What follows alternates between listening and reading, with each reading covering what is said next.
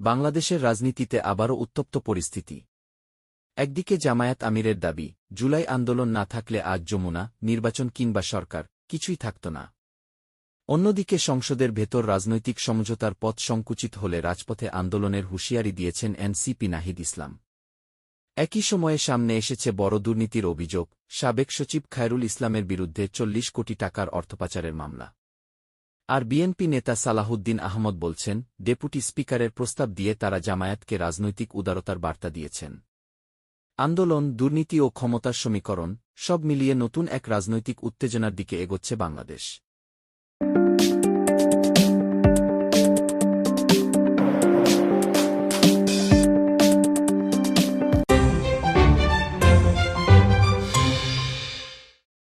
জামায়াতে ইসলামীর আমিরের বক্তব্য, জুলাই না থাকলে যমুনা, নির্বাচন কিংবা সরকার, কোনো কিছুরই অস্তিত্ব থাকবে না, বাংলাদেশের চলমান রাজনৈতিক বাস্তবতায় একটি শক্তিশালী রাজনৈতিক বার্তা হিসেবেই দেখা হচ্ছে।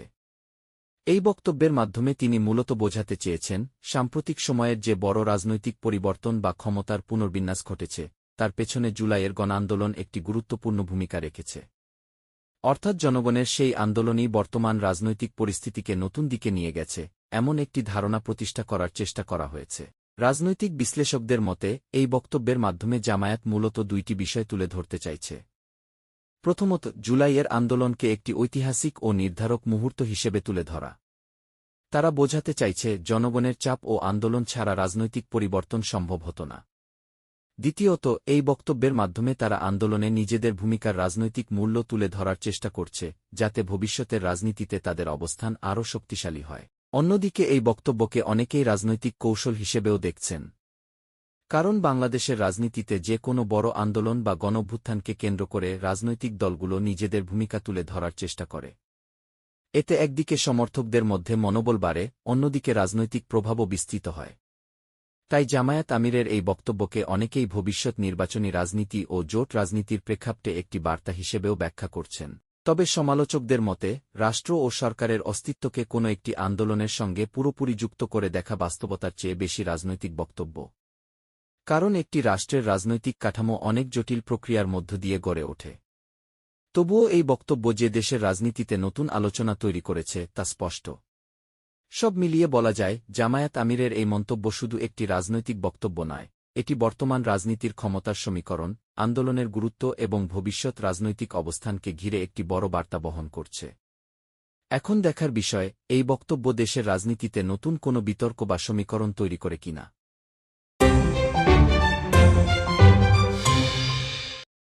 সংসদে আলোচনার পথ সংকুচিত হলে রাজপথে আন্দোলনের হুঁশিয়ারি, নাহিদের এই বক্তব্য বাংলাদেশের রাজনৈতিক সংস্কৃতির একটি পুরনো বাস্তবতাকেই আবার সামনে নিয়ে এসেছে। গণতান্ত্রিক ব্যবস্থায় সংসদকে ধরা হয় নীতি নির্ধারণ, বিতর্ক এবং মতবিনিময়ের প্রধান মঞ্চ হিসেবে।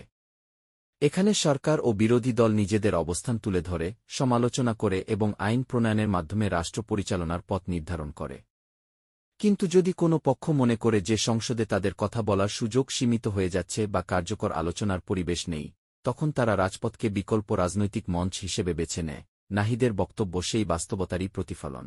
বাংলাদেশের রাজনীতিতে সংসদ ও রাজপথ, এই দুই ক্ষেত্র প্রায়ই একে অপরের পরিপূরক হিসেবে কাজ করেছে। অতীতের অনেক বড় রাজনৈতিক পরিবর্তন, যেমন স্বৈরাচার বিরোধী আন্দোলন কিংবা বিভিন্ন গণ আন্দোলন, সংসদের বাইরে রাজপথ থেকেই শক্তি পেয়েছে। ফলে যখন কোনো নেতা বলেন যে সংসদে আলোচনা সংকুচিত হলে আন্দোলন হবে, তখন সেটি শুধু একটি হুঁশিয়ারি নয়, বরং একটি রাজনৈতিক কৌশলের ইঙ্গিত দেয়। এই বক্তব্যের আরেকটি দিক হল চাপ সৃষ্টির রাজনীতি। বিরোধী দল বা রাজনৈতিক গোষ্ঠীগুলো অনেক সময় সংসদের ভেতরে আলোচনার সুযোগ বাড়াতে বা নিজেদের দাবিকে গুরুত্ব দিতে রাজপথের আন্দোলনের হুমকি দেয়। এতে সরকার বা ক্ষমতাসীন দলকে একটি রাজনৈতিক বার্তা দেওয়া হয়, যদি সংসদে সমঝোতা বা আলোচনার জায়গা তৈরি না হয়, তাহলে আন্দোলনের মাধ্যমে জনমত সংগঠিত করা হবে। তবে বিশ্লেষকদের মতে, দীর্ঘমেয়াদে গণতন্ত্রের জন্য সবচেয়ে কার্যকর পথ হল সংসদের ভেতরে শক্তিশালী বিতর্ক ও সংলাপের পরিবেশ নিশ্চিত করা। কারণ রাজপথের আন্দোলন অনেক সময় রাজনৈতিক উত্তেজনা বাড়ায় এবং সংঘাতের ঝুঁকিও তৈরি করে। তাই নাহিদের এই বক্তব্যকে একদিকে রাজনৈতিক চাপের ভাষা হিসেবে দেখা হচ্ছে, অন্যদিকে এটি সংসদীয় রাজনীতিতে সংলাপ ও অংশগ্রহণের প্রয়োজনীয়তার কথাও মনে করিয়ে দিচ্ছে। সব মিলিয়ে বলা যায়, এই হুঁশিয়ারি বাংলাদেশের রাজনৈতিক বাস্তবতায় একটি গুরুত্বপূর্ণ বার্তা বহন করে। সংসদের দরজা যদি সংকুচিত হয়, তাহলে রাজনীতির মঞ্চ আবারও রাজপথেই বিস্তৃত হতে পারে।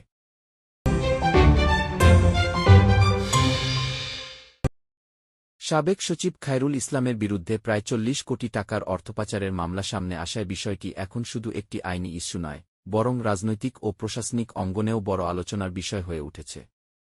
কারণ একজন সাবেক সচিব দেশের সর্বোচ্চ প্রশাসনিক স্তরের কর্মকর্তা। এমন পদে থাকা ব্যক্তির বিরুদ্ধে অর্থপাচারের অভিযোগ উঠলে স্বাভাবিকভাবেই রাষ্ট্রীয় প্রতিষ্ঠানগুলোর জবাবদিহি, স্বচ্ছতা এবং দুর্নীতি নিয়ন্ত্রণ ব্যবস্থার কার্যকারিতা নিয়ে প্রশ্ন তৈরি হয়। বাংলাদেশে গত কয়েক বছরে দুর্নীতি ও অর্থপাচার নিয়ে জনমত অনেক বেশি সংবেদনশীল হয়ে উঠেছে।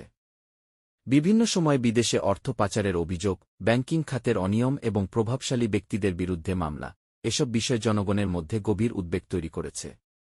সেই প্রেক্ষাপটে সাবেক একজন সচিবের বিরুদ্ধে বড় অঙ্কের অর্থপাচারের অভিযোগ নতুন করে প্রশাসনের ভেতরের দুর্নীতি নিয়ে আলোচনা বাড়িয়ে দিয়েছে। রাজনৈতিক দৃষ্টিকোণ থেকেও এই মামলা গুরুত্বপূর্ণ। কারণ বড় প্রশাসনিক কর্মকর্তাদের বিরুদ্ধে মামলা হলে তা অনেক সময় রাজনৈতিক বিতর্কের অংশ হয়ে যায়। একপক্ষ এটিকে দুর্নীতির বিরুদ্ধে কঠোর অবস্থান হিসেবে তুলে ধরে, অন্য পক্ষ আবার প্রশ্ন তোলে, তদন্ত কতটা নিরপেক্ষ এবং আইনি প্রক্রিয়া কতটা স্বচ্ছ। ফলে এই ধরনের মামলা শুধু আদালতের ভেতরেই সীমাবদ্ধ থাকে না, এটি জনমত ও রাজনৈতিক আলোচনাতেও প্রভাব ফেলে।